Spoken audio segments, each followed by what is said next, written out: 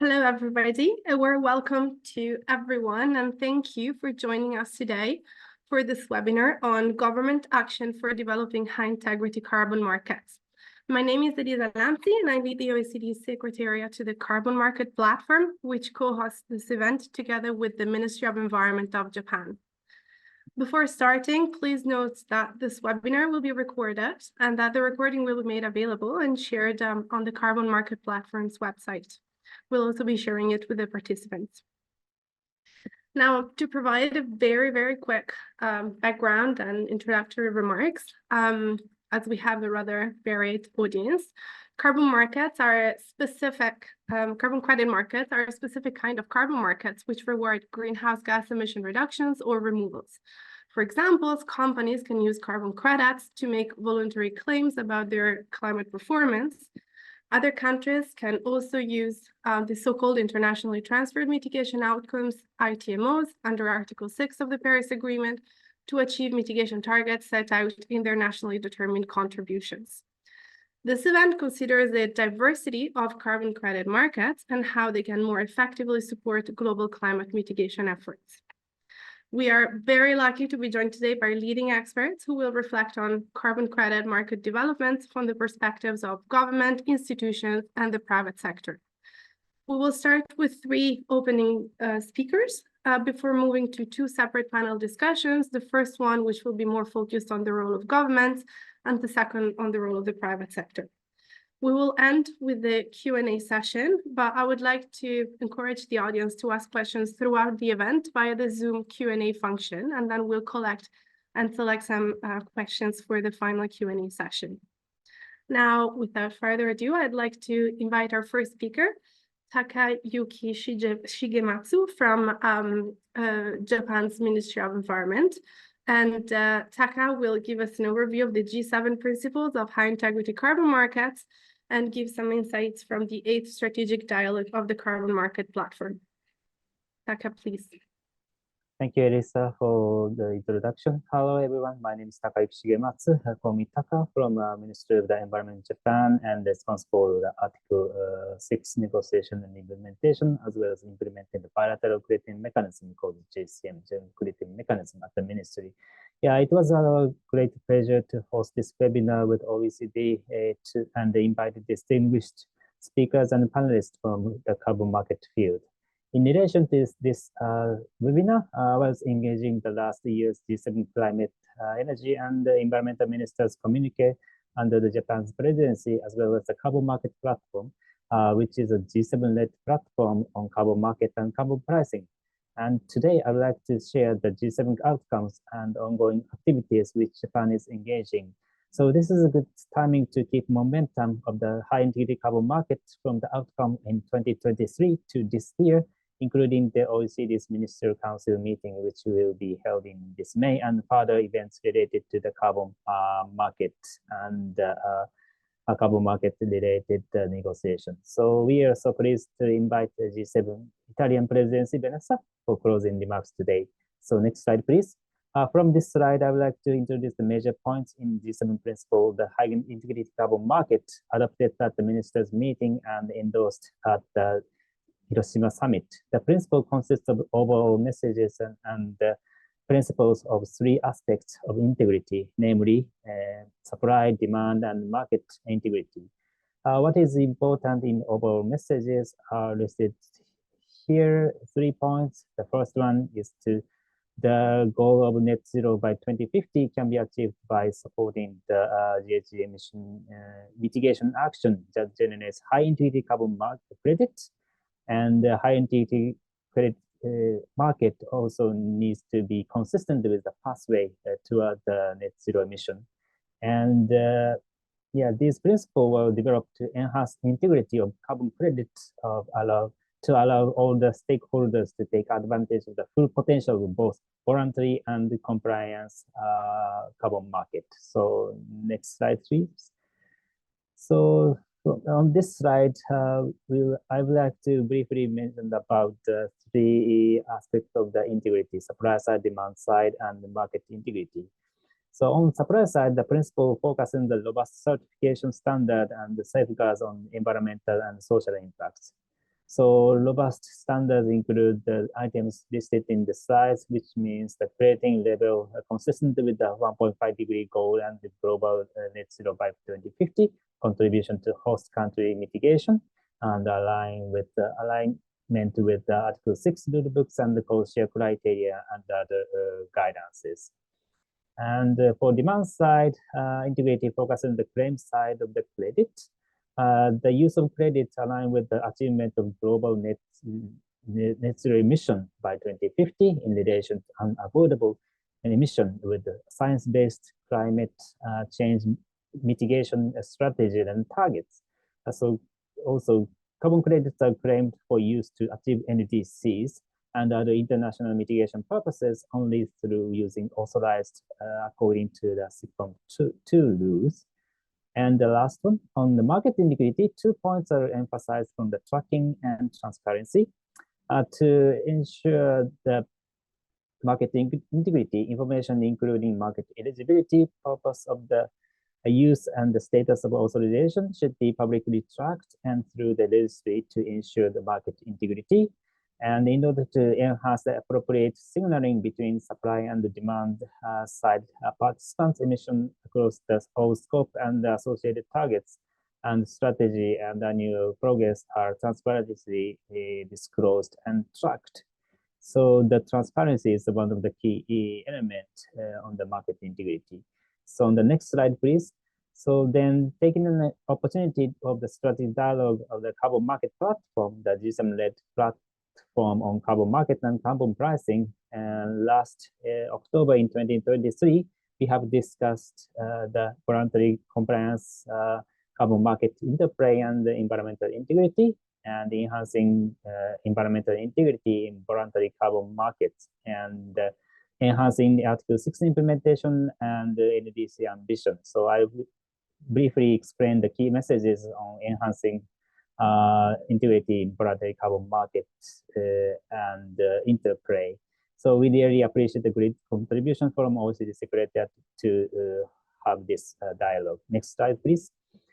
So in relates to the market interplay and the environmental integrity, so the discussion highlighted the need of the clarity of the relationship between international carbon credit market and the host country. NDC also greater clarity on the how carbon credit support NDC could encourage investment in mitigation activities. And also the stronger collaboration and open discussion among the buyer and seller country could promote the uniform shift to integrity. And the next one, please. For the enhancing integrity in voluntary carbon market, the key element is listed in the third one, the end-to-end ecosystem for strengthening environmental integrity in VCM is rapidly advancing and could have implications for potential future government engagement through such as new environmental integrity and transparency tools and standard for high integrity practice and transparency, which was provided by ICBCM, VCMI, and SPTI, and capacity building efforts for host countries to engage with the Article 6 and voluntary carbon market is also becoming important if the market becomes more bigger. And the next slide, please. And taking this opportunity, I'd like to briefly explain about Article 6 implementation partnership, which Japan has led to establish with the collaboration with many partner countries and the international organization. So we have having a thematic working group focusing on authorization, reporting, and tracking, which are the very key elements to implement Article 6, and which could also develop the high integrity carbon market. And also we have a private sector webinar, which was held in this January to share the current status on the Article 6 negotiation and the carbon market related issues. So next slide, please.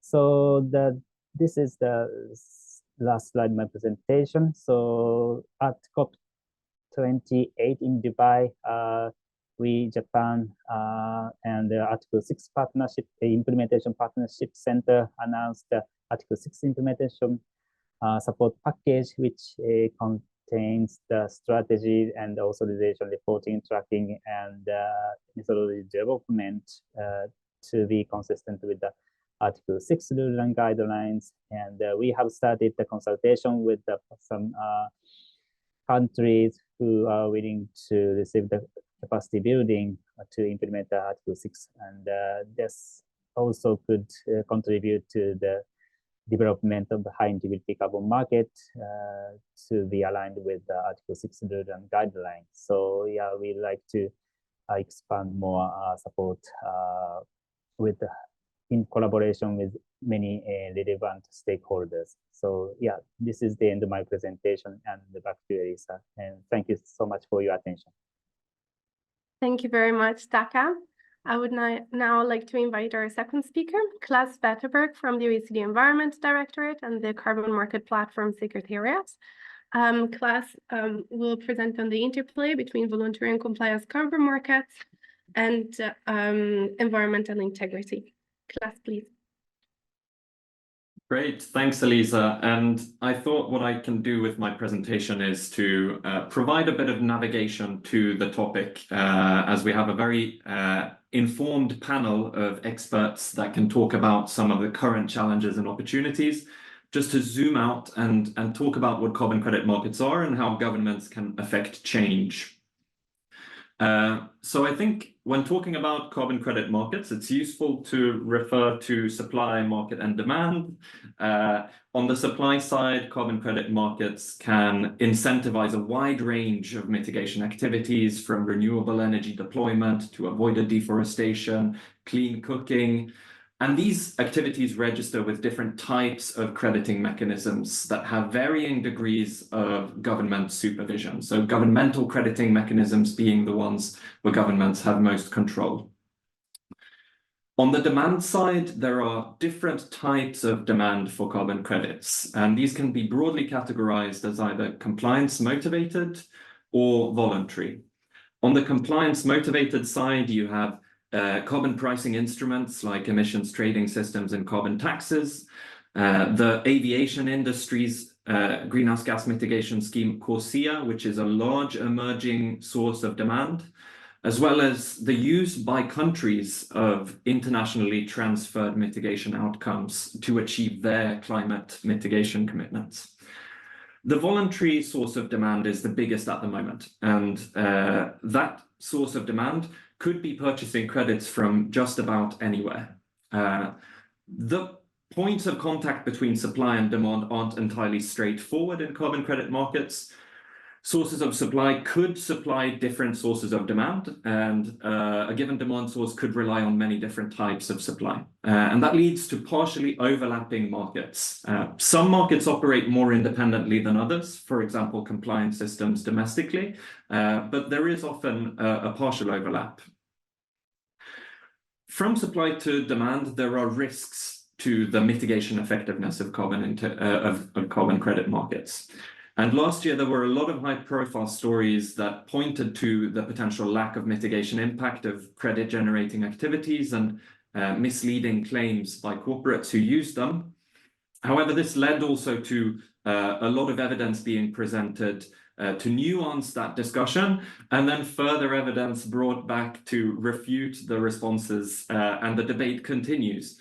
But what that has definitely led to is an increased momentum for a wide range of integrity initiatives, which aim to tackle different bits of the carbon credit market and its mitigation effectiveness.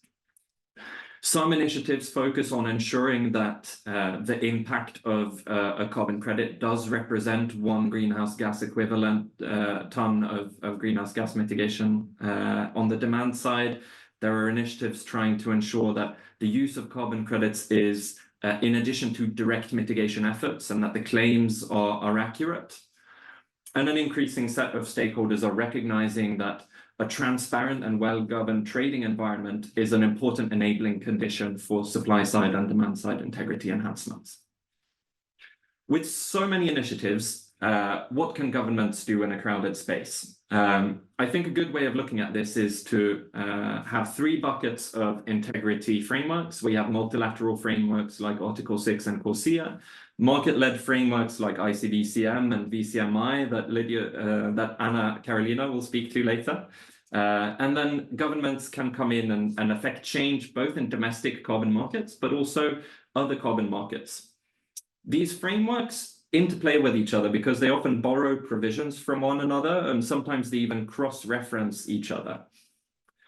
And they affect change in carbon markets that partially overlap and interplay, where market-led frameworks have a bigger influence on voluntary carbon markets, multilateral frameworks more on Article 6 trading, and governments more on the domestic systems.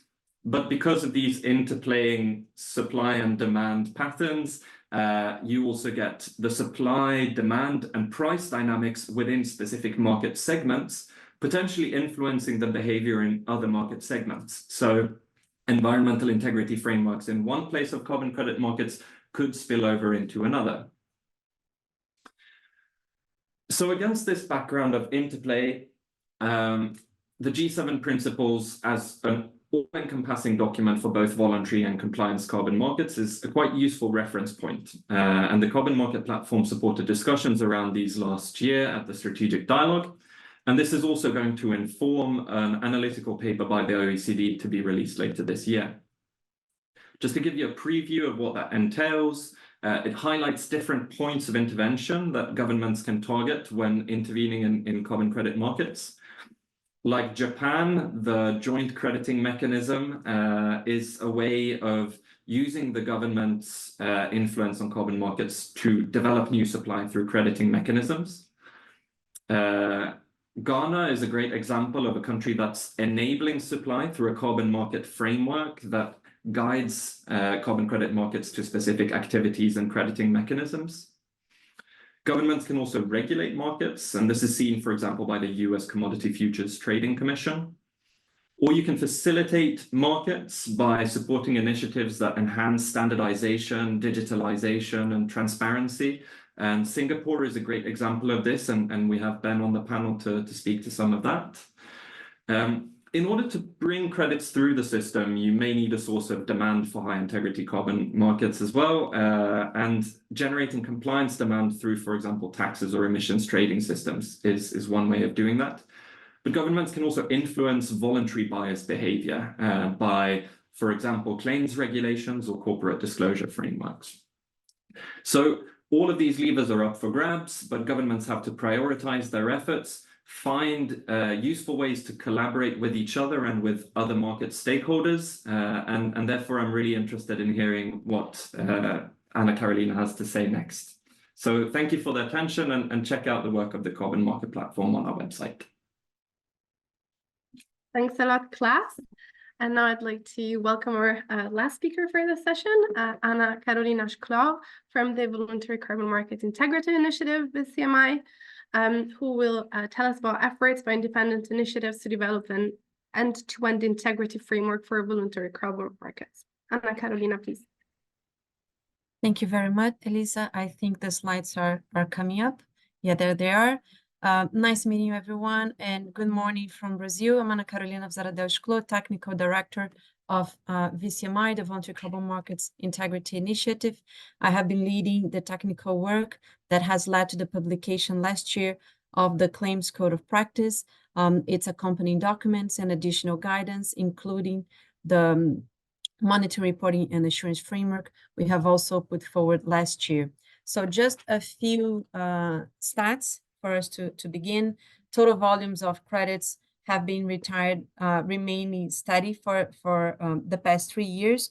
Voluntary carbon credit retirements have remained very high.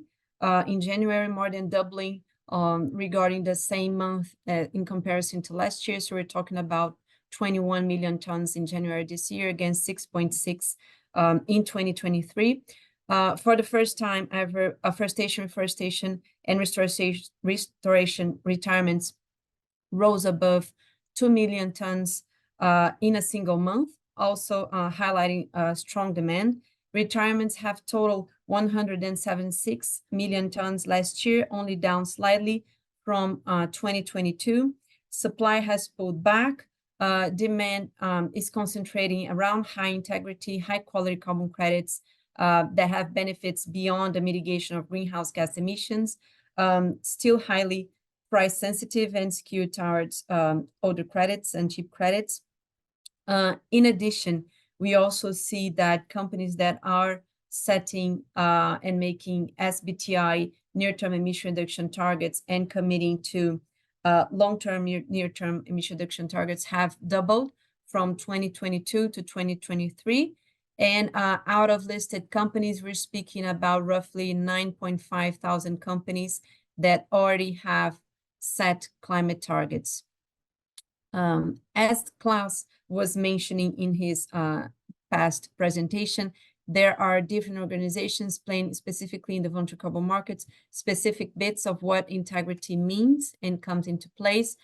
Those initiatives have come together last year to provide what we're calling an end-to-end integrity framework. So the idea is to provide provide clarity on what is the role of each one of these organizations.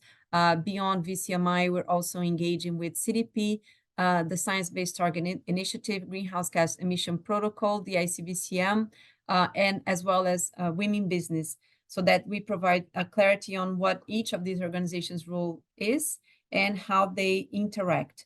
So from one side, promoting decarbonization of companies' operations and supply chains, as well as addressing remaining emissions with high integrity carbon credits.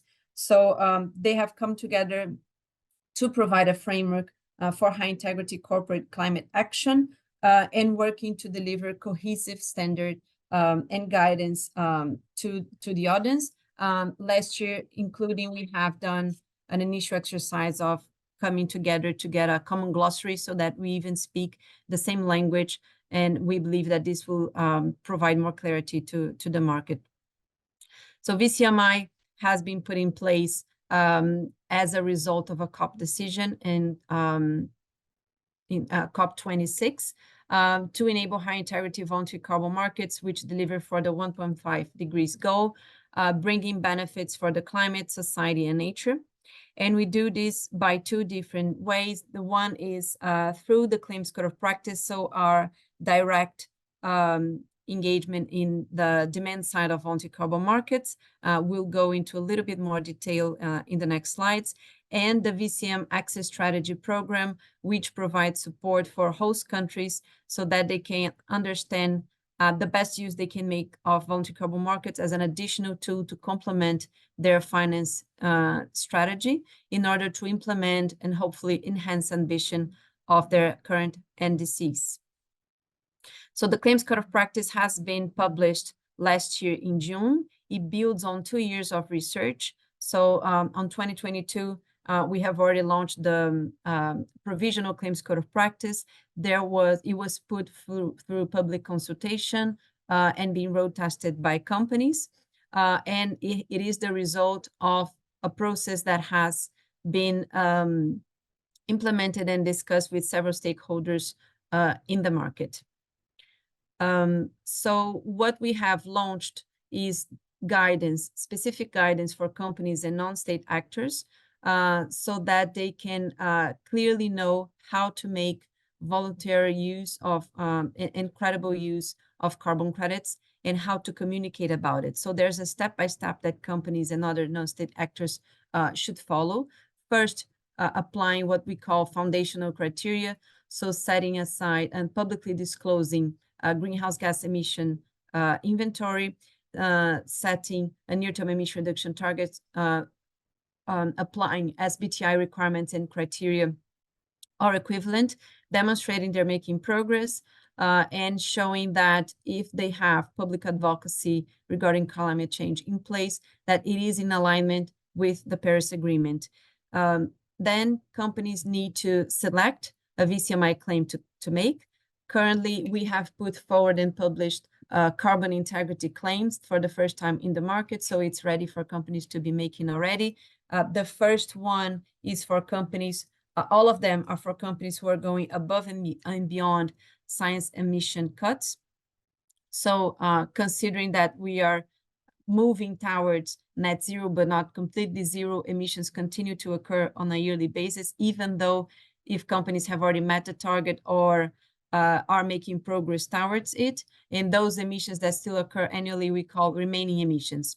So as a proportion of those remaining emissions is what companies are going to purchase and retire high quality carbon credits. We understand high quality as what has been defined by ICVCM through the publication last year as well of the 10 core carbon principles.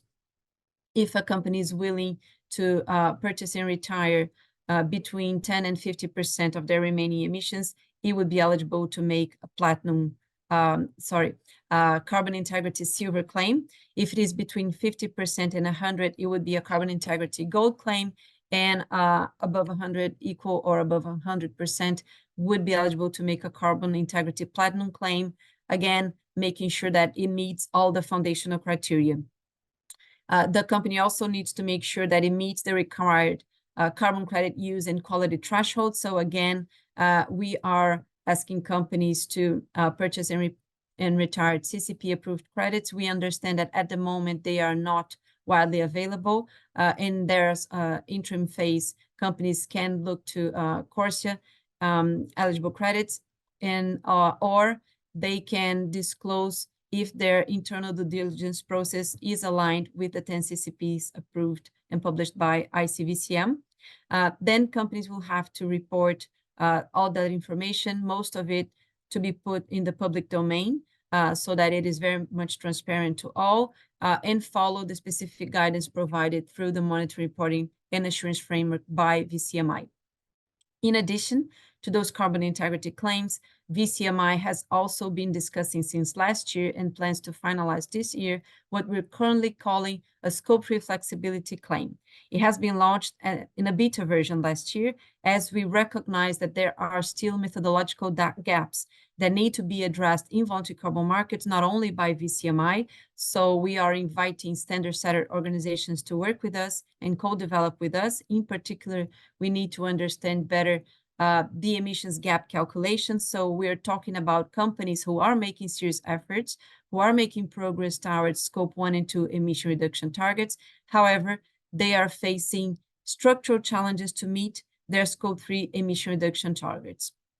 We are discussing also what those challenges are, and we're going to be requesting companies to publicly disclose information regarding, first of all, that they are not making enough progress, why is that taking place, how they're monitoring, and what are they putting in place so that they can overcome those challenges. In this beta version document, we also state criteria and specific guardrails to ensure that the purchase of carbon credits is done in addition and not as a replacement of emission reductions that can take place. This is for companies who are recognizing that they are not where they were supposed to be, and thus should take responsibility for those emissions while investing in the necessary measures so that in the near term, medium term, they will not need anymore to purchase high quality carbon credits because of emissions that could not have been avoided before, but because they have moved towards making carbon integrity claims and actually will be purchasing high quality carbon credits to be going above and beyond the science-aligned emission cuts. We're inviting all stakeholders to work with us, and I'll stop here, conscious of time, and I think we still have a lot of time for debate. Thank you very much. Thank you very much, Ana Carolina, and thanks to all the three speakers for their very insightful presentations. I would now like to open the first of our two panel sessions. This first one will focus on the role of government to enhance environmental integrity in carbon credit markets. For this panel, we're joined by Rosalind Fushua Jay from Ghana's Forestry Commission, Benedict Chia from Singapore's Prime Minister's Office, and Hari Kumar Gadi from the World Bank's Climate Change Group. So if the three panelists can turn on the cameras, thank you very much. I'd like to kick off the discussion with a fairly general question, which is What do you think is the role of the government to enhance environmental integrity in voluntary and compliance markets? Rosalind, if you care to start, please. Thank you very much, and a very good afternoon from Accra, Ghana. Thank you to the OECD for the invitation, and also thank you to the Japanese government that is working with the OECD on this. Discussions on carbon markets are very important now, particularly because they have the potential to stimulate the climate finance that is needed to bridge the gap in getting to 1.5.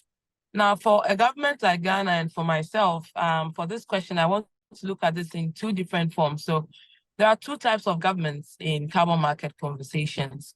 One is the supply side government and also the demand side government. And of course, we have private sector within these different government settings. And for a country like Ghana, it's not just about environmental integrity.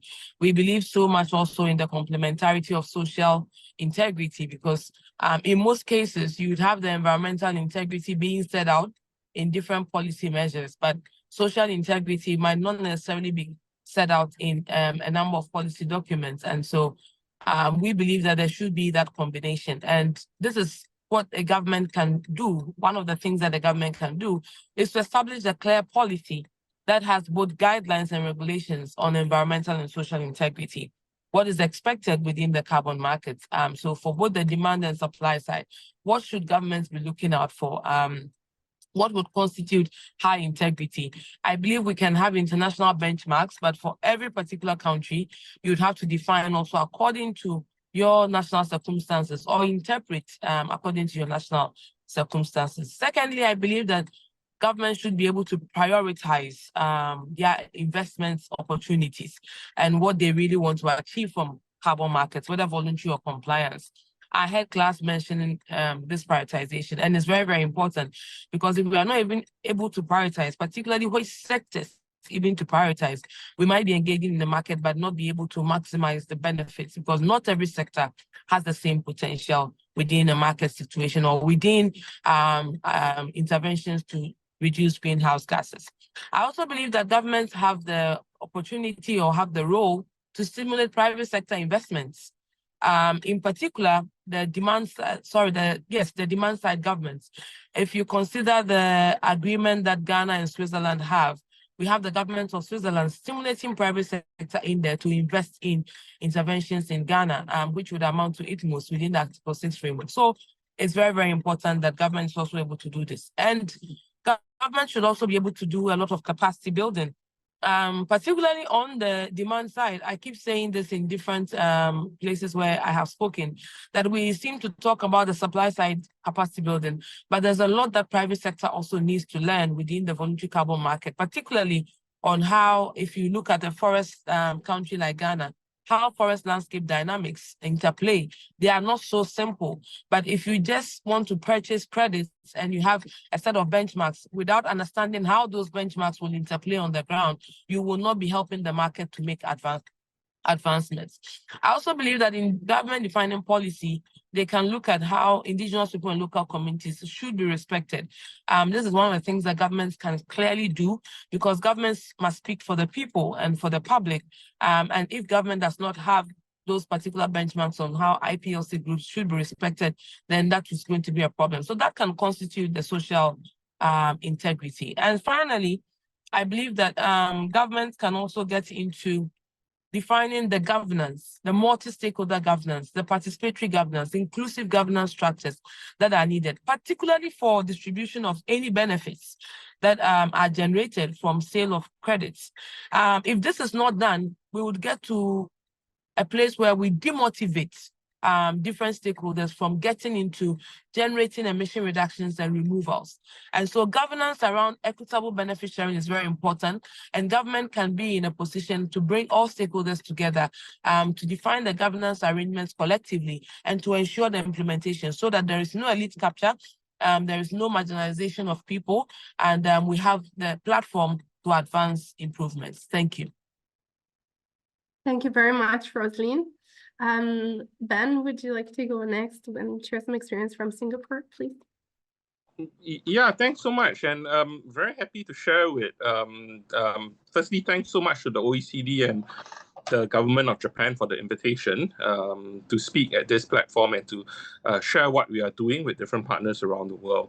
I think the question is a very pertinent question, and I want to start first by talking about some of the intersections which was highlighted in Klaus's presentation. So for us, one of the key roles we see government playing is setting very clear rules.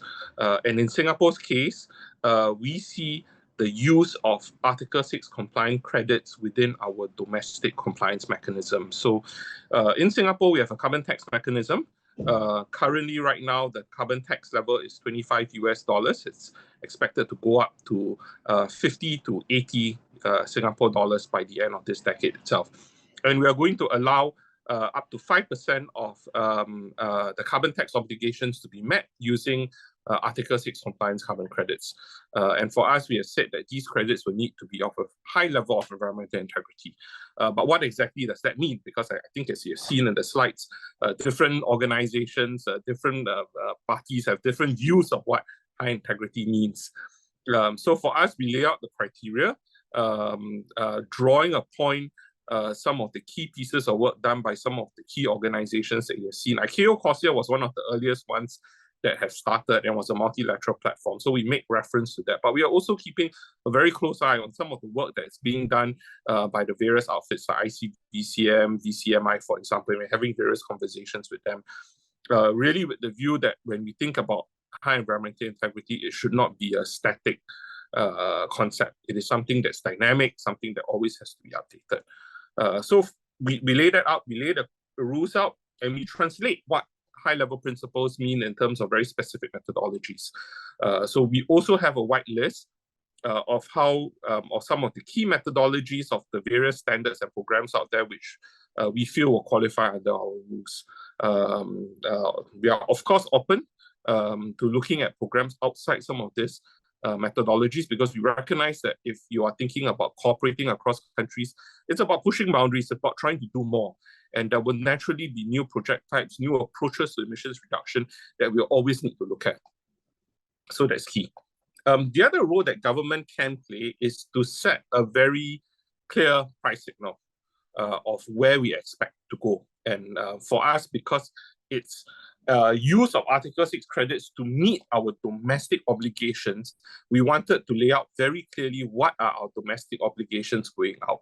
So that was one of the reasons why we have structured and we have made clear what is our carbon tax price trajectory all the way up to 2030. As we approach 2030, there's naturally a range, and the range will really depend on where we are at, how effective some of the measures are at, where the world is at in terms of addressing climate change itself. But it gives more certainty, because when developer and company is intending to invest in a carbon project, and if you're going to use the credits to meet a carbon tax obligation, you would want greater certainty on what's your revenue stream implications. And this is where having clear, longer, medium-term price signal is key. It helps investors make a decision because it ultimately represents the upper bound in which they would be willing to pay for carbon credits itself. The last point that I wanted to make in terms of what's the key role that government can, and really building on what Rosalind has said, it's for us, one of the key things are our G2G agreements, our implementation agreements. And our approach towards structuring these implementation agreements is one that has to come up with a structure that is mutually beneficial for both sides. For us, it's not just about abatement. Abatement is important because it's about carbon markets here, but there are also other critical aspects like the green economy aspects, job creation, involvement of local businesses. And then the last part, which is becoming increasingly more important, are the sustainable development goals and benefits, looking at what a carbon project would bring to the broader community. What would it bring to the indigenous population itself?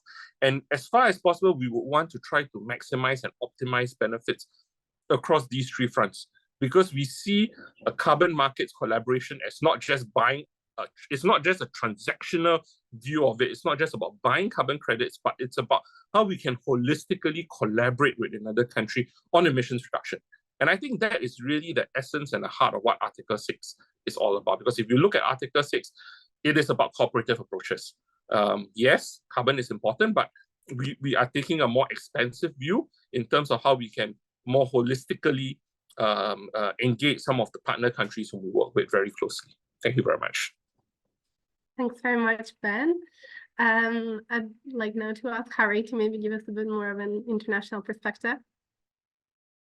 Thanks so much, Alyssa. And firstly, also thanks to OECD and the government of Japan for the invite and also the opportunity to be a part of this event. I think both actually the Klaus in his earlier presentation, also Roslyn and Ben made very good points in terms of what exactly the environmental integrity.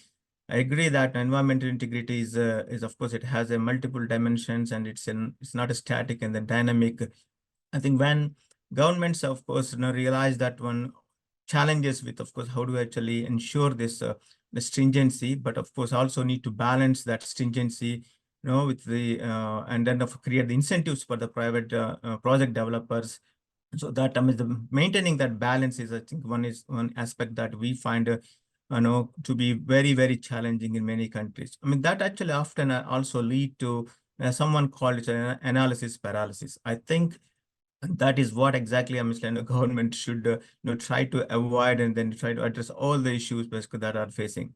Having said that, one of course there are many examples or many encouraging things that are happening in many countries. I mean, like Ghana, Singapore, and of course there are many others are getting towards introducing some kind of a policy frameworks, like either through proper regulations, or of course we also notice that a simple guidelines that lays out what's the government's vision is, and then what are the things that private sector of course should need to follow in order to of course participate in the market.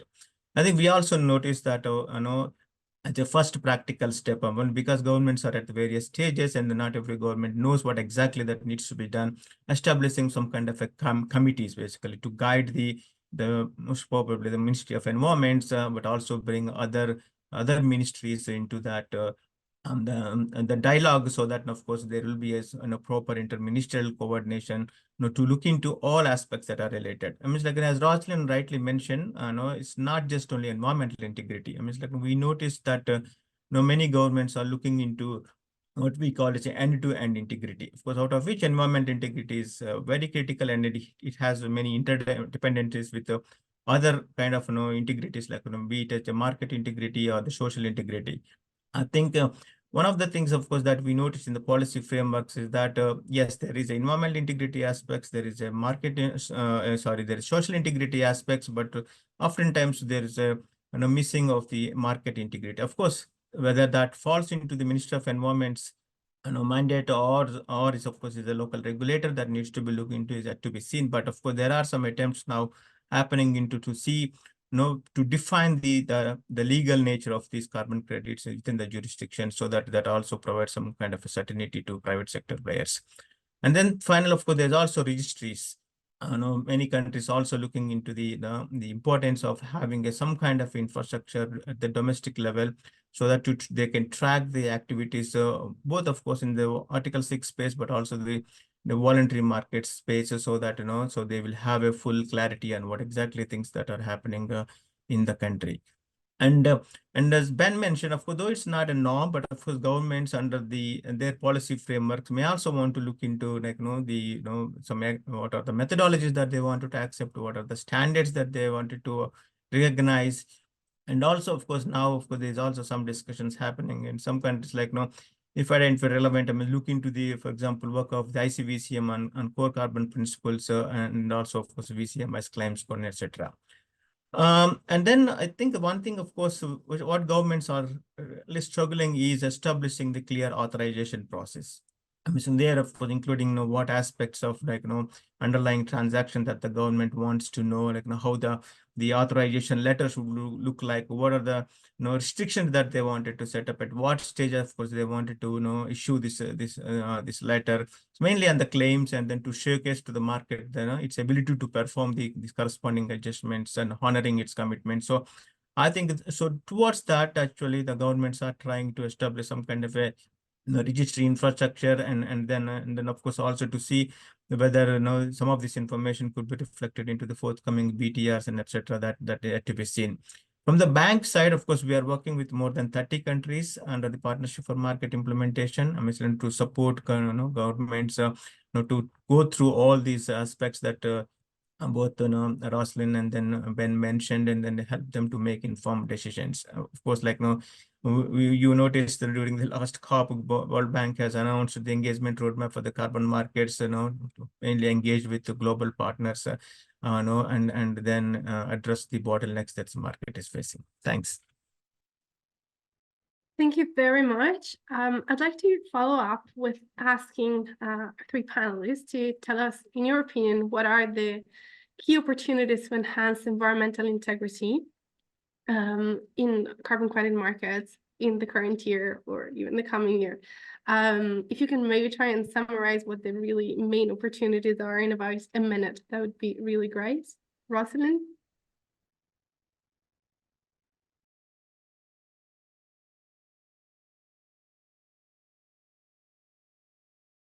Can I start? Yes, please. Okay. So thank you very much. And it's good to be on the same panel with Benedict. Hello, Benedict. And yes, Harry also put all the things that we had said together so well. In terms of opportunities, I would want to start with more of government to government conversation. I think that is really not happening as it should be. We need to build trust. If we are not able to build trust, that's where a lot of the issues emanate from. So I think that to enhance the carbon markets, there should be a lot more government-to-government dialogue to build trust. The question is, when you are enhancing carbon markets, how it is enhanced in Ghana might be different from how it is enhanced in Costa Rica or in any other country, because countries are not at the same level, particularly for developing countries. We development. If we don't have the trust that maybe Ghana is at level 2 and we can get to level 5, but we need to be given the room to transition, then that becomes a challenge.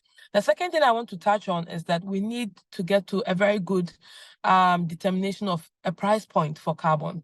And this is not going to be a price that cuts across. Every country has its circumstances, and the generation of credits, even within sectors in the same country, could be different. Even within the same sector, for example, if you take the forestry sector in Ghana, we have both high forest and savanna. It takes different efforts to generate carbon credits within the savanna and within the high forest. But if we are not paying the right price for the efforts that it takes to generate, we are not incentivizing the market enough. So I believe that it will be good that we are able to understand the price points that developing countries in particular or the supply side are proposing. And if these could be accepted, that would be great for us to enhance the market, because the market has a lot of potential, but the market can only thrive when you have the right incentives to keep generating the emission reductions or credits. Thank you. Thanks, Rosalind. Ben? Yeah, maybe just two very quick points, and I know you have set us a 1 minute timeline. I'm not sure whether I can keep it or not, but I'll try my very best. I think firstly, what we need to do is to ensure action. So we talk a lot about frameworks, rules, policies, but ultimately at the end of the day, what is the action on the ground?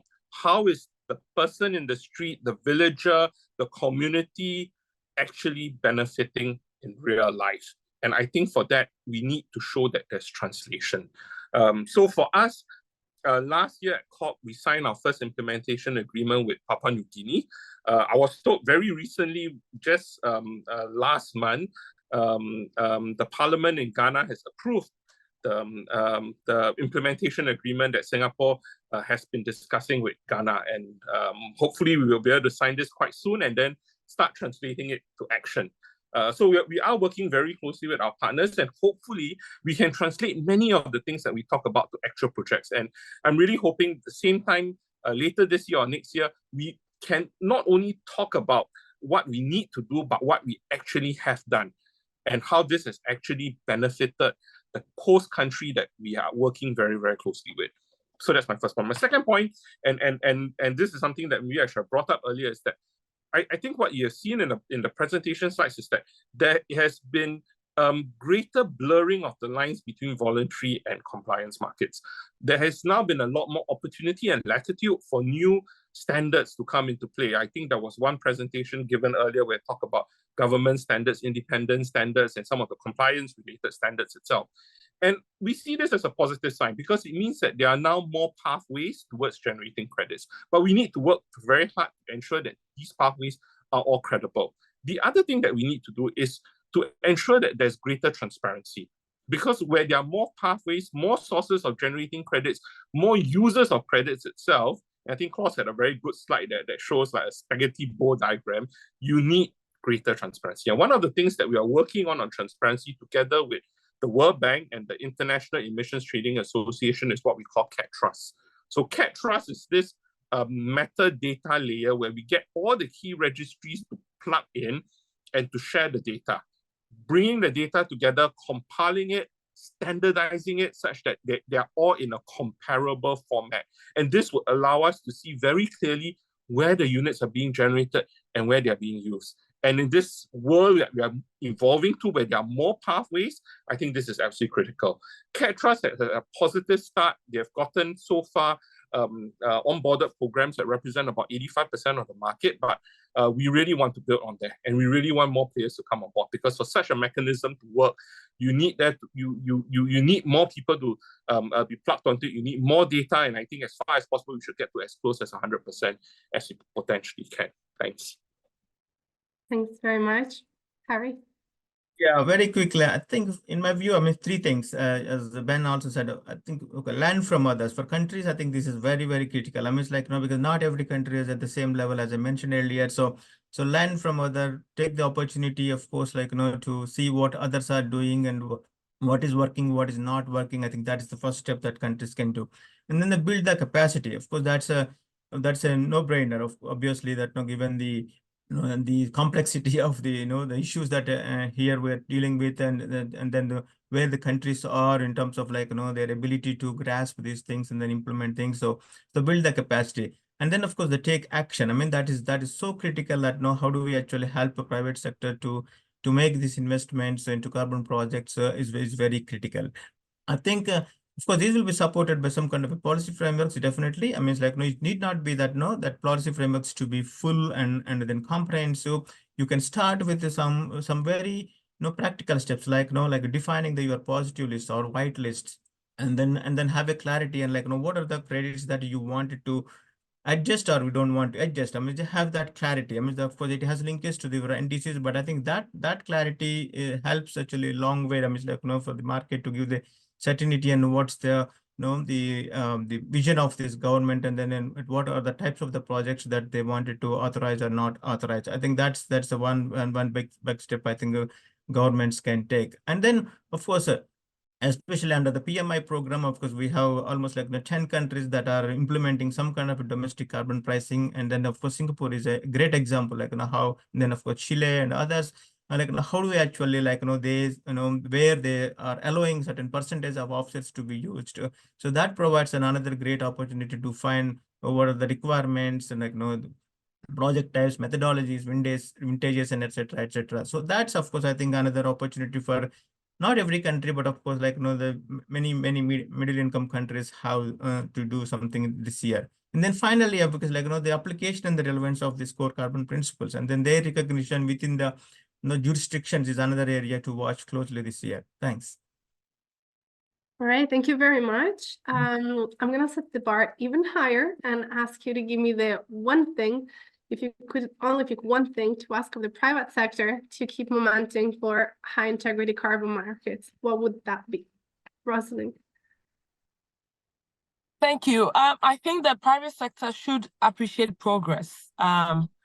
For Ghana, what we have seen is that a lot of the private sector partners are coming in from diverse fields.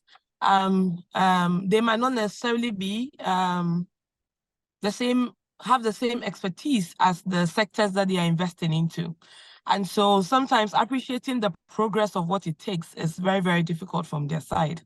And that is introducing bureaucracy, which for a government person like me we always say that the government's processes are bureaucratic, and we think that, for example, VCMs, which are largely which have largely a private sector base, could help us reduce that bureaucracy and stimulate the speed of delivery of finance. However, now we are seeing that that same bureaucracy is also coming from the private sector engagements. And Benedict mentioned action. The time to act was yesterday, like way behind. And so at this moment, we don't have so much time to get to 1.5. And in most of the engagements that we have with private sector, there's this mentality of, when you mention voluntary carbon markets, it's as though, well, this is voluntary for us. Well, now there are different integrity initiatives that are saying the private sector must also get to net zero or have net zero targets. But still, that voluntary aspect makes them think that, well, we can choose to do it or not. The question is, when climate change happens, can you choose to be affected or not? Climate change is not going to ask this question. We are all going to be affected. It is a matter of time and when you are affected. And so we shouldn't get into that space where we think about the voluntary market as being voluntary to act or not to act. We all have to act. We have to act urgently.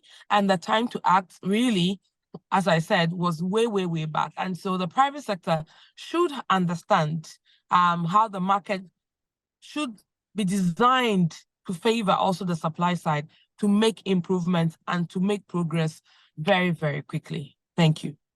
Thank you very much. Ben?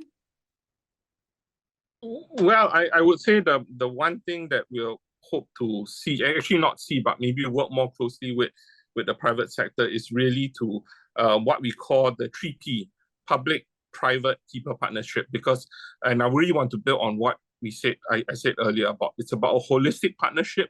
Carbon is important, but we also want there to be real economic benefits, especially in terms of jobs.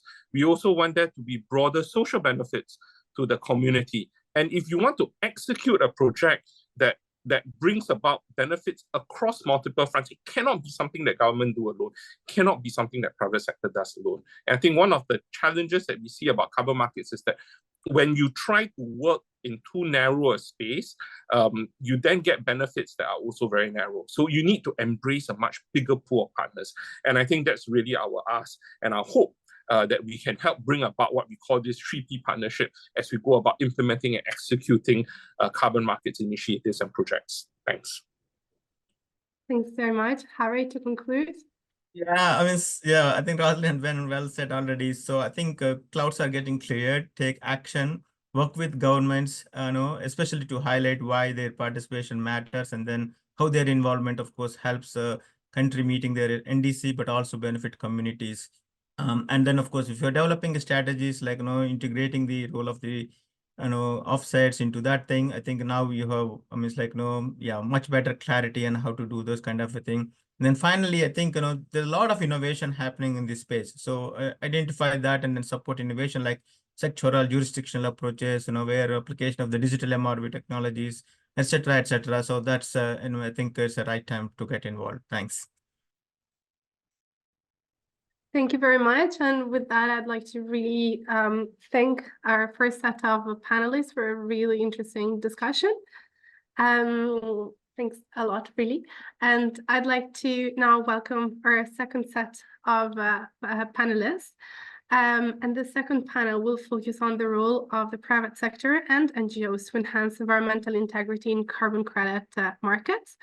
For this panel, I'd like to welcome Anton Svetov from the Integrity Council for the Voluntary Carbon Market, Andrea Bonzani from the International Emission Trading Association.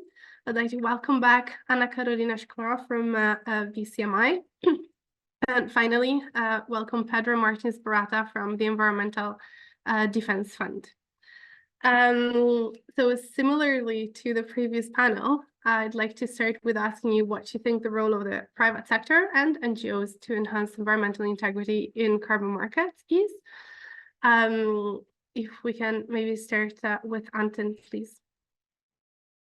Sure. Thank you much, Elisa, and thank you for having me. It's a pleasure to speak at this panel organized by OECD and the Ministry of Japan. And to to answer your question directly, well, that role is central, I guess. And on all three elements and all three stages that were mentioned multiple times today on supply, demand, and in between, everywhere in between, actually.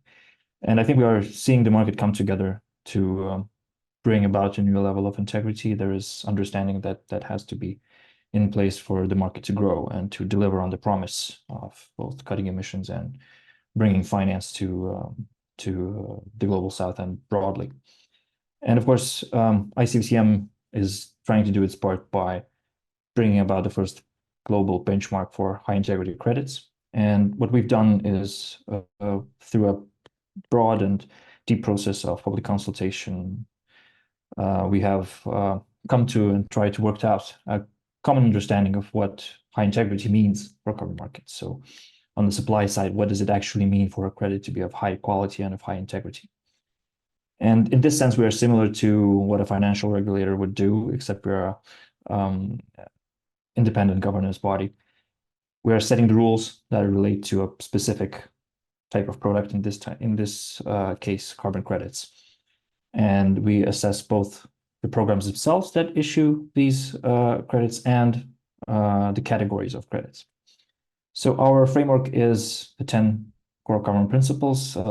Really thankful to all the speakers today who have already mentioned them. And they relate to holistically to all of the elements that can contribute to integrity. So governance, transparency, robust quantification, additionality, permanence, sustainable development benefits, all of these things that were mentioned today as crucial. And last year, we have published the assessment framework, which is a very detailed rule book that covers upon key elements of integrity. And we are now in the process of assessment. We have announced our first assessment decisions just last week, and those focus on programs. So the first 3 programs are now CCP eligible. But in order to be able to bring this new label to the market, we will have to have both CCP labeled programs and CCP labeled categories. And this is when the label will fully arrive to the market. I'm conscious of time, so I'm just going to this part, say make one more point. I think that the framework we are trying to bring to the market, what they're bringing in the form of our assessment on the label, is accessible to all. We are assessing programs that have applied to us, and we are bringing this to the market. But really, it is a public good. So governments are already referencing our framework, and I think this is a very useful way of collaboration between private sector and governments as a framework and as a quality threshold, because this is ultimately what we're trying to bring. There are some use cases already. They're out there in regulation and in broader government policy, but we really think that this is something where governments and private sector can work together to bring integrity, because everyone needs trust and confidence in what is being traded, what is being supplied to the market, and what is being used. And we are here to bring that threshold, and hopefully together with governments, we can bring both integrity and scale. I'll stop here. Thanks very much. Andrea, maybe for some thoughts on the private sector specifically. Thank you, Lisa, and thank you for the invitation. The short answer is that the private sector should develop and uphold high standards across the board. And these standards should be implemented, should be put into practice. We can come up with something that's perfect on paper, but then if market participants are unable to implementing, or they're not on board, then all these efforts are not useful, not good. So I believe there's been a strong focus on the integrity of supply. AITA several years ago already started a program that is still operating called ICROA, and we support the ongoing work by ICVCM, which was described by Anton before me. I think this would be very important to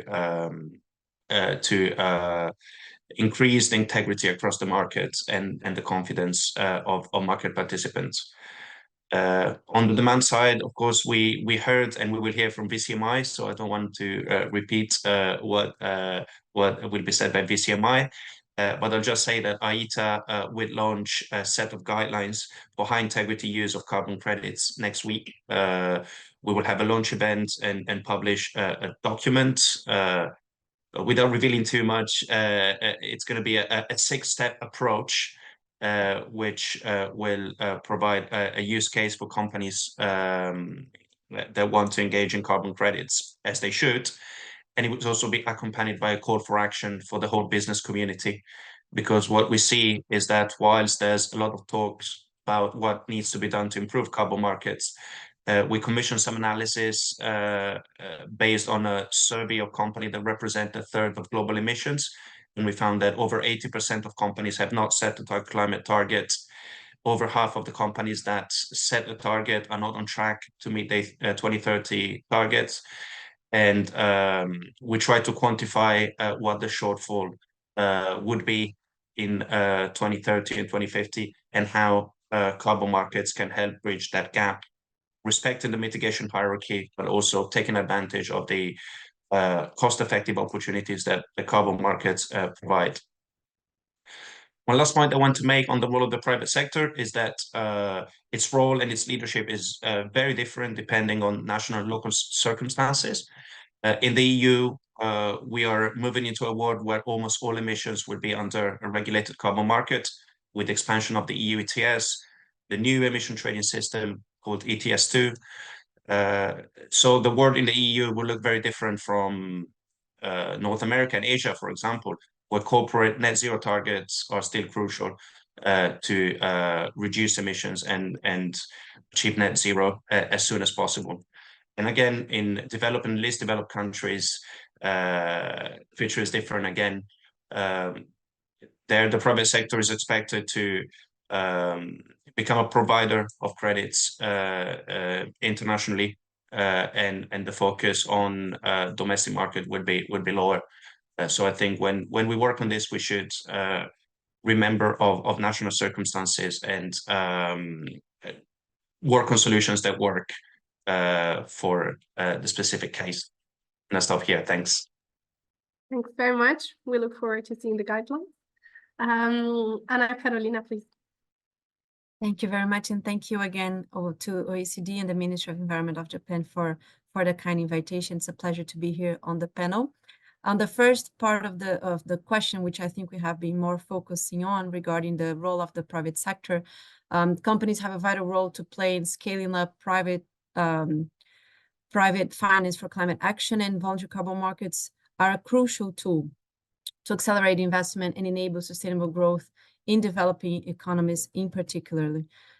Thanks to the VCMI Claims Code of Practice that has been launched last year, companies now already have a clear pathway to transparent and credible claims, as it builds confidence by incentivizing and rewarding environmental performance and eliminating greenwashing. The private sector can now confidently engage in voluntary carbon markets in addition to and not instead of decarbonization. So companies have already started making claims. That's what they are called upon to go above and beyond what have already done in the science emission aligned cuts, and take a further step regarding climate change as a whole. The second part of your question, I think, was addressing the role of NGOs, which we believe is just as important as the one on the private sector. We need them, and there's also some discussions on the chat around the need of ensuring integrity. And we understand that NGOs play an important role in that regard, so that they can call upon and make sure that all stakeholders in the market are aware, are concerned, and are putting in place all the necessary criteria and guardrails to ensure that integrity does take place, just like VCMI has done through the Claims Code of Practice and more specifically the carbon integrity claims. Thank you. Thanks very much. Pedro? So first of all, thank you for the invitation to join the panel and to join the overall discussion here. On the question, so first of all, I'm both with the Environmental Defense Fund, and for full disclosure, I'm also co-chair of the expert panel of the Integrity Council of the Voluntary Carbon Market, ICVCM. that Anton has already referred to.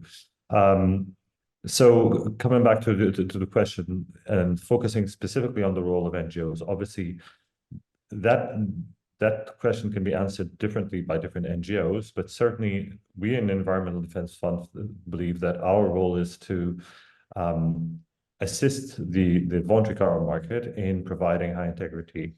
And the reason being that it really is its raison d'etre, i.e., without high integrity, both on the supply side, on the demand side, and I would also add on the transaction side, then there is no social reason why we should want a voluntary carbon market. So we have to ensure that as a must. But we believe that it is possible, feasible to do that, and that's why we are so committed, both through our own projects and in Klaas's presentation, you saw there the logo of one of our initiatives, the Carbon Credit Quality Initiative, where EDF, together with the Öko Institute of Germany, classifies different methodologies according to several different quality criteria, but also obviously, and most importantly, by the work that we undertake in both VCMI and ICVCM as supporting organizations. I'll stop there. Thank you very much. So as before, if you can manage in 1 minute, I'd like to hear what, in your opinion, are the key opportunities to enhance environmental integrity in carbon credit markets in 2024. Anton? Yeah, thanks. In 1 minute, I think it's safe to say that 2024 is the year. Of course, we at the ICVCM are really looking forward to the label, to our CCP label arriving to the market. And I think Anna Carolina has mentioned in her intervention that demand is sort of starting to concentrate around high integrity credits. We expect that is going to continue, and that the threshold we're providing is going to create that global consensus of high integrity credits, and that the market will rally around those types of credits and produce confidence both for the public, stakeholders, governments, and for the market itself. Andrea? I'll try in 1 minute. I think in 2024, we'll see the fruits of past work. CCP labels will be available from ICVCM, but also we are seeing the results of past work on methodologies, particularly around forestry, with the new methodology from BERA, jurisdictional credits from R3s coming onto the market. So that's a key opportunity. We need a stronger demand signal. And 2 days ago, we heard about change in the SBTi position on the use of carbon credits to cover Scope 3 emissions. So we want to see how that would be implemented, how the so-called guardrails will look like. But that is encouraging. And hopefully we will have stronger and clearer policy signal from governments. Unfortunately, well, the role of markets has been limited in this NDC cycle, but we need to start thinking about updated NDC and the post-2030 period. There are long lead times on the market, so it's not too early to start to look at the post-2030 timeframe. And I think that was more than a minute, so I'll stop here. Thanks, Andrea. Anna Carolina? Thank you, Elisa, very much. I think, first of all, it's just important to very quickly look into what 2023 brought us before we speak about 2024. It was the year beyond all the scrutiny that took place that VCMI came forward publishing the Claims Code of Guidance, the Claims Code of Practice, providing the guidance that was needed for corporates, and also ICVCM coming forward with the core carbon principles. If we look at the recent research being released by Women in Business, those were indicated as the main gaps for corporate engagement, having lacking clarity of guidance, which VCMI has already fulfilled, and lack of guidance regarding the quality of carbon credits, which ICVCM has also spoken about. So for 2024, what we see is companies having to step up without delays or excuses. Standard setters should use the frameworks developed by VCMI and others to improve governance and mobilize carbon credit demand in 2024.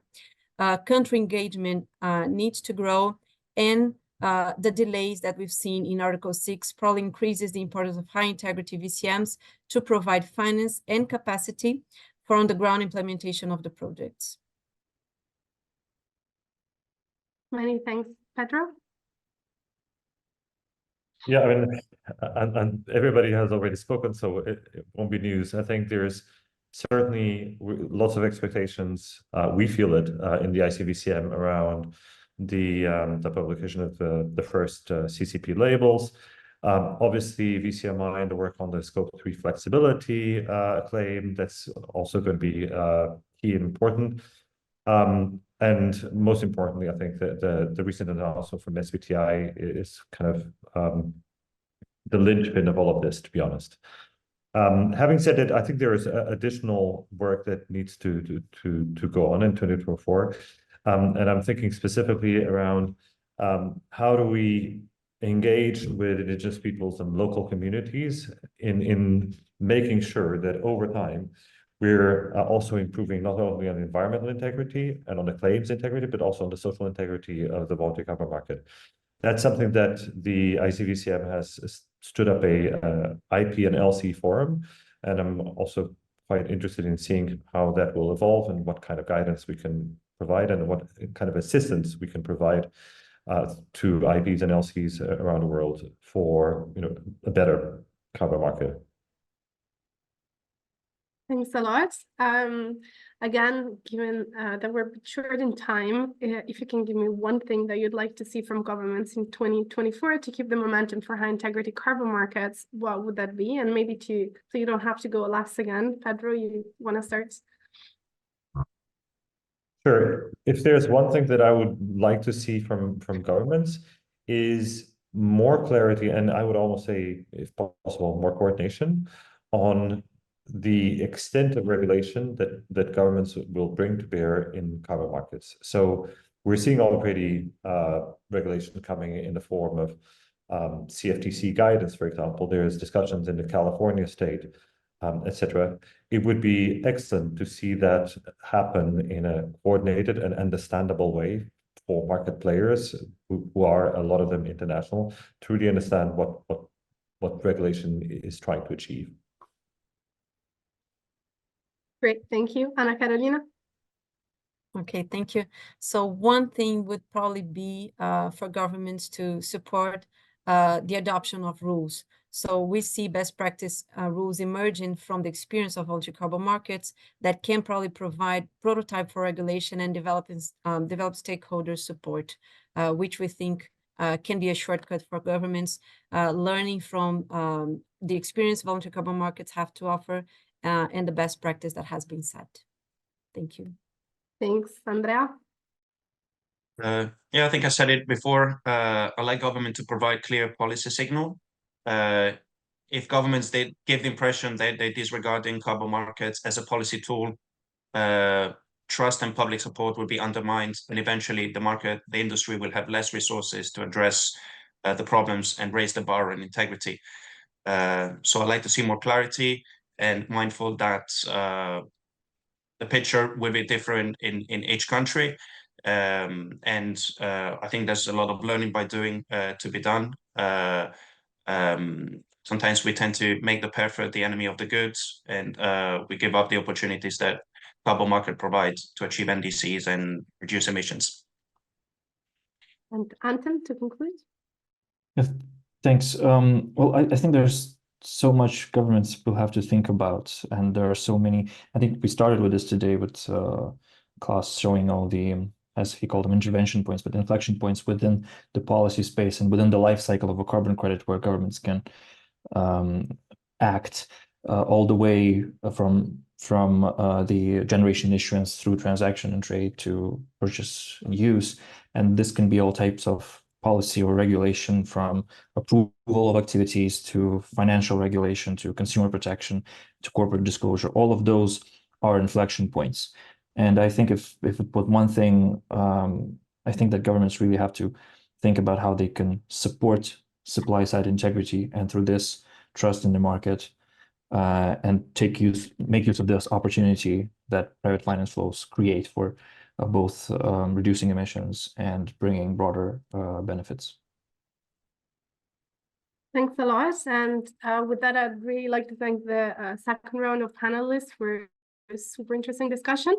Now I'd like to invite all speakers to join us for the Q&A session. There's been lots of activities going on in parallel in the Q&A. I'm really glad to see. But feel free to continue asking questions from the audience. I see there are a few questions for VCMI. One is, for instance, what is your stance on corresponding adjustment? There was an intense debate, I think, on the chat on corresponding adjustment, as usual. And it is an ongoing debate. Probably the first conversation I had, even with Pedro Barata, since I joined VCMI, was on that topic, since I joined VCMI. And as I said in the chat, the VCMI's current stance is to provide radical transparency to the market. So what we're asking companies is that, first of all, irrespective of the VCMI claim they choose to make, the carbon credits that are purchased and retired must be of the highest possible quality. In addition, and of course, again, we are deferring to ICVCM to set the rules of what that means in terms of high quality. In addition, what we are requesting is information regarding at this moment whether or not those carbon credits are correspondingly adjusted. And we are also trying to understand, and honestly, we were debating that again this very early morning about that, to understand what is feasible for us to be asking companies and how to provide enough clarity even on what we're asking, understanding that not all companies are as deep in this debate as we are. And for instance, also acknowledging that even if we request letter of authorizations or evidence to show that it has been correspondingly adjusted, to be frank, that actually shows not that in fact it has been correspondingly adjusted, but it has been authorized to do so, but not that it has taken place. So we have to be very mindful of what we are getting into, also knowing that governments are also still trying to understand how to play this off. So we are being careful not to preempt any decisions that are being made, but to follow up very closely. And of course, as I think has been said before, it's best practice that standards evolve over time, thankfully. So we are continuing looking into that and discussing, but at the moment in time, what we have asked companies to provide us with is information. Thank you. I wonder if Andrea wants to add something on the topic. See Pedro's hand up, so maybe I'll give way to Pedro first. Pedro? Yes, I mean, Anna Karoline remembers that conversation. Well, first of all, yes, it's been for a long conversation for 2 years or more about the use of corresponding adjustments in the voluntary carbon market. I just wanted to signal 2 things. One, that just like VCMI, ICVCM has put into its assessment framework the need for transparency regarding the corresponding adjustment. So at the very least, we can debate at length and ad nausea about whether or not this should happen, but at least we can be sure that it will be transparently reported. The second thing that I wanted to say is that as part of our work program, we have what we call continuous improvement work programs going on within ICVCM. One of them is shared with VCMI, and it's exactly on the topic of whether or not we as ICVCM and VCMI should be looking forward to mandating corresponding adjustments in the future. And I'll stop there because I don't want to go into a very long conversation about the substance of the issue. Thank you. Andrea, do you want to add? Yeah, well, I'll repeat that is a difficult debate. There are good arguments on both sides. One point I'd like to add is that if credit does not have a corresponding adjustment, the related emission reductions of removal should be claimed by the host country. And that is not always the case because historically, not all host countries had the infrastructure to track and record carbon market activities. But I think that should happen now that all countries have NDCs, and we expect NDCs become more comprehensive and ambitious over time. Thanks a lot. There was another question that I found interesting, which was going back to the basics. Somebody was curious to understand the emphasis of the development of high integrity carbon markets. So asking if we can provide a bit more of the reasoning about it. And I was wondering if class can maybe say a few words. I saw Pedro also answered this in writing, but I guess high integrity has been a buzzword that is more and more used now after the last year of credibility challenges to the carbon market. And I guess what's important is that when using high integrity, that we back that up with relevant rules and standards in order to be able to make sure that that word stacks up to the reality. I guess from the perspective of governments, one thing that's really important is if they purchase carbon credits or use carbon credits to support a carbon price instrument, it's important to get bang for buck. If money goes into carbon credit supply, then you want to make sure that generates the mitigation outcome and supports the climate targets that you're after. There are different motivations for enhancing integrity in different parts of the market, and different stakeholders will address that with varying levels of scrutiny based on the amount of resources that they can put into integrity, because in the end, it's a costly exercise to put in place all of the controls. So you need to be sensible in stimulating action at the same time as ensuring that that action is money well spent. Thanks a lot. I wonder if Taka wants to add something from a government perspective. Yeah, thank you so much, Elisa, and all the panelists. Yes, yeah, we are aiming to propose the development of a high integrity carbon market because there are various types of carbon market, including voluntary carbon market, and to incentivize the private sector to mobilize the private finance is really crucial to enhance the credibility and with the carbon market. So that is the one way to have more transparency in the carbon market from demand side and supply side, also the market. This is one of the reasons why we advocate that high integrity carbon market to move the private finance to put into the decarbonization in the world level. So thank you so much. Thanks. Anton, maybe for the private sector, if you want to add something. Well, very simply, you have to have integrity to have confidence in what you're buying and what you're using, and essentially in what you are saying about what you're doing with the things you bought. So it's very simply put, it's a holistic thing, and what we are trying to do is to put it into concrete terms, terms that are consensus, or at least broad consensus in the market, and people understand what high integrity means. This is exactly what we're trying to do with this collective effort. So it's I think it's crucial for confidence on all sides. And but I agree with Klaus. It's understood the meaning and the value of integrity is different on all different sides of it. But for governments, it's confidence in what is being transacted in the market. Thanks. If I can maybe just quiz in one last question, because I thought it was very interesting. The question is, to what extent are carbon markets or credit markets being thought of in developing countries as development tools and not just mitigation tools? I wonder if Harry can give it a shot.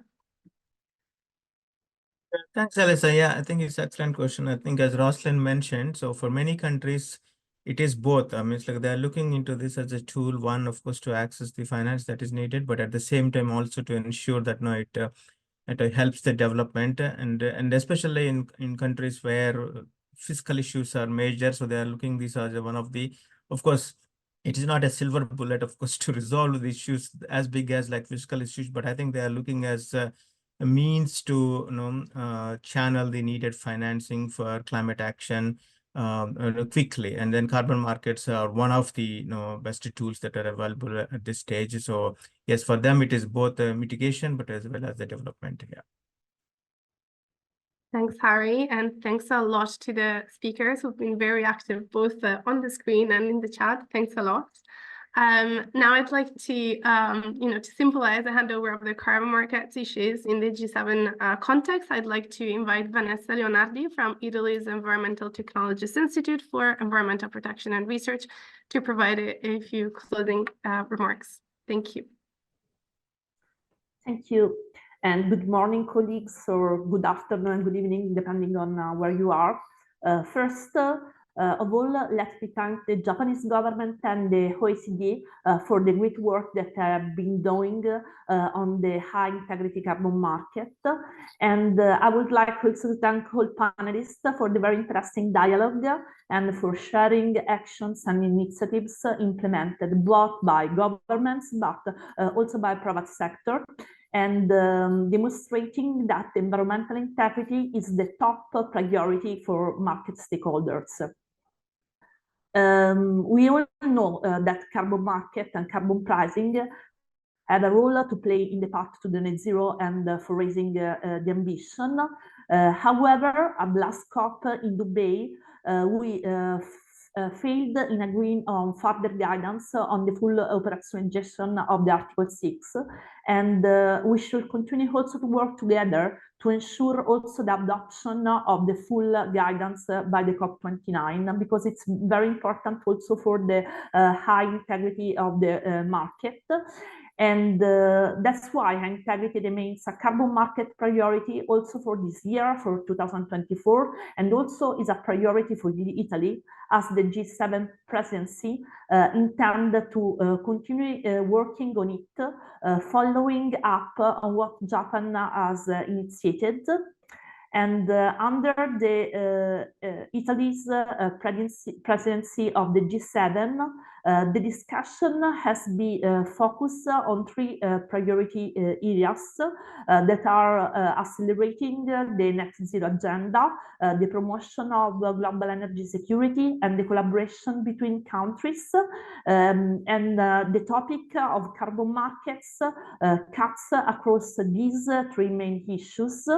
And that's why high integrity carbon markets are indeed relevant. And this year, it's Italy's turn to host also the 9th strategic dialogue of the carbon market platform. And the strategic dialogue will be held in Rome in mid-October. And we will discuss together how the G7 principle of high integrity carbon market are being implemented. As presented by Taka-san, the principle of high integrity carbon market were adopted last year by the G7, and the principle adoption was an important achievement by the G7. And this year, we will work with the OECD and the G7 countries, but also with private sector to engage our views and our experience on how we are implementing in practice. And now we are promoting the development of carbon markets, ensuring environmental integrity. Initiatives such as today's webinar are fundamental to gather market stakeholders, governments, institutions, and private sector to further the development of high integrity carbon market in 2024. We know that together we can influence and contribute to the high integrity of carbon markets, and we can also have an impact only if we manage to concretely go further with accelerating the development of carbon market. And this include also the implementation of the Article 6, such as we say that for high integrity is important because it requires principle, rules, but also methodologies. Therefore, we are very motivated to work on high integrity carbon market during our presidency. and we are eager to work under the CMP with the G7 countries and also with the private sector to keep the momentum and to build what has already been done. But we are also very motivated to work with other parties on what we need and what we have to do under UNFCCC for the COP 29, and this year should be a success. So thank you again, and now I would like to give the floor to Elisa. Thank you. Thanks a lot, Vanessa. Once again, thanks to all our speakers, but also to everybody who took part in the event. And with that, I'd like to close here the webinar. Thanks a lot. Goodbye.